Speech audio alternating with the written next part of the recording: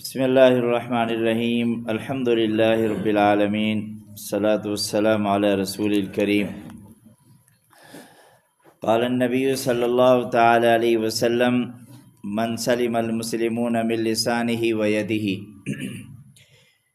زبان کے بارے میں امام الانبیاء صلی اللہ تعالی علیہ وسلم کی حدیث مبارک آپ کے سامنے عرض کی ہے۔ آپ صلی اللہ علیہ وسلم نے ارشاد فرمایا من سلم المسلمون من لسانہ و یدہ، کامل مسلمان وہی ہو سکتا ہے جن کی زبان سے اور جن کے ہاتھ سے مسلمان محفوظ رہیں۔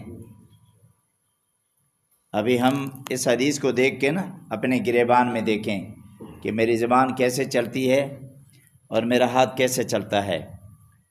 اور اسی زبان کے بارے میں رسول اللہ صلی اللہ علیہ وسلم نے یوں بھی فرمایا، آپ نے فرمایا کہ کون ہے جو دو چیزوں کی میں محمد کو ضمانت دے دے اور میں ان کے لیے جنت کا ضامن بنوں گا۔ رسول اللہ جنت کا ضامن بن رہا ہے۔ رسول اللہ، یہ دنیا کا کوئی MNA MP یا کوئی دنیا کا کوئی بڑا آدمی نہیں، یہ محمد الرسول اللہ خود ضامن بن رہے ہیں، خود جو رحمت للعالمین ہیں، جو سید الکونین ہیں، شفیع المذنبین ہیں، خود فرما رہے ہیں دو چیزوں کی ضمانت دو، میں تمہیں جنت پہنچا دوں گا۔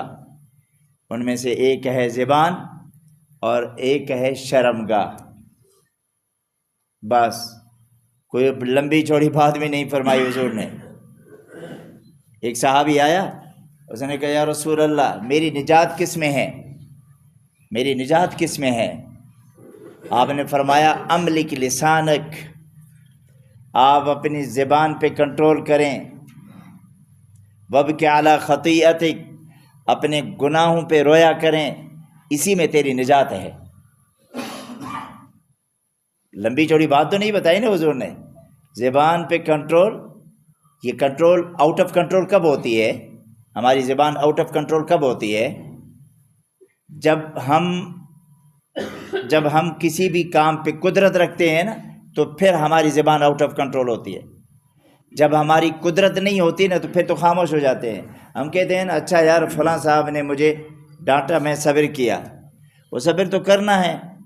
صبر مزہ اس وقت میں آتا ہے کہ جب آپ کو تکلیف دی گئی اور آپ طاقت بھی رکھتے ہیں کہ میں اس کو سزا دوں اور دلوا دوں اور میں اس کو بچھاڑ سکتا ہوں، اور اس وقت میں آپ ان کو معاف کر دیں۔ یہ زبان اس وقت میں کنٹرول ہو جائے تو میں کہتا ہوں کیا بات ہے۔ میرے نبی نے فرمایا کہ جو آدمی قدرت رکھتا ہے اور معاف کرتا ہے، اللہ رب العزت قیامت کے دن اسی طرح اس بندے کو معاف کر دے گا جس طرح اس نے ابھی معاف کر دیا۔ ہاں، یہ چیز ہمارے پاس نہیں ہے۔ میرے نبی صلی اللہ علیہ وسلم نے فرمایا افضل الاعمال، بہترین میں بہترین عمل تو یہی ہے، اعمال میں سے بہترین یہی ہے کہ آپ کی زبان محفوظ رہے۔ یہ بہترین اعمال ہے۔ آپ نماز پڑھی ہے نا، یہ اللہ کے لیے پڑھی، بہت اچھا عمل، وقت پہ پڑھی، تہجد پڑھا، بہت اچھا عمل، اللہ کو مقبول۔ لیکن اب آپ کے کردار میں سے بہترین عمل کون سا ہے؟ وہ زبان ہے، وہ زبان ہے۔ میرے نبی سے پوچھا گیا یا رسول اللہ جہنم میں کثرت سے لوگ کس وجہ سے جائیں گے؟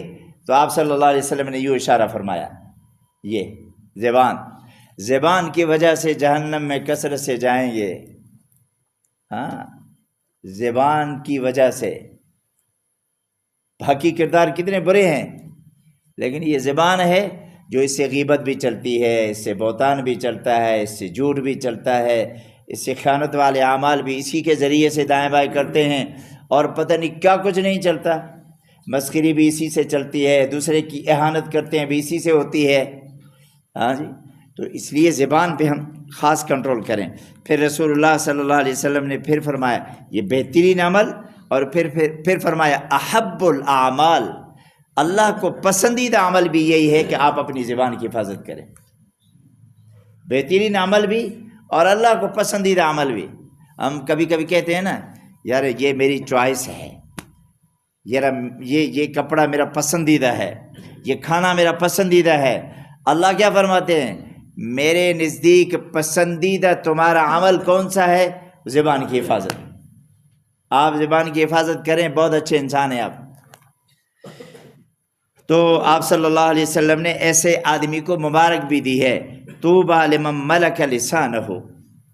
میں محمد مبارکباد دیتا ہوں انہیں، خوشخبری ہو اس آدمی کو جو زبان پہ کنٹرول کرتا ہے، وبکا علی خطیئتہ، اور اپنے گناہوں پہ روتا رہتا ہے۔ یہ دو عمل ہم کر سکتے ہیں، سچی بات یہ ہے کر سکتے ہیں۔ آپ خلوت میں بیٹھیں، اپنے رب کے سامنے آنسو بہائے، میرے اللہ میں نے بہت بڑے گناہ کیے ہیں، معاف کر دیں۔ اور زبان اس وقت میں خاص کر کے کنٹرول کریں جب ہمارے اندر غصہ آ جائے۔ وَلَمَنْ صَبَرَ وَغَفَرَ، صبر، زبان پہ کنٹرول، یہ صبر، وغفر، معاف کرنا، ان ذَلِكَ لَمِنْ عَزْمِ الْأُمُورِ، میرے اللہ نے فرمایا کہ یہ بہترین انسانوں میں سے بہترین انسان۔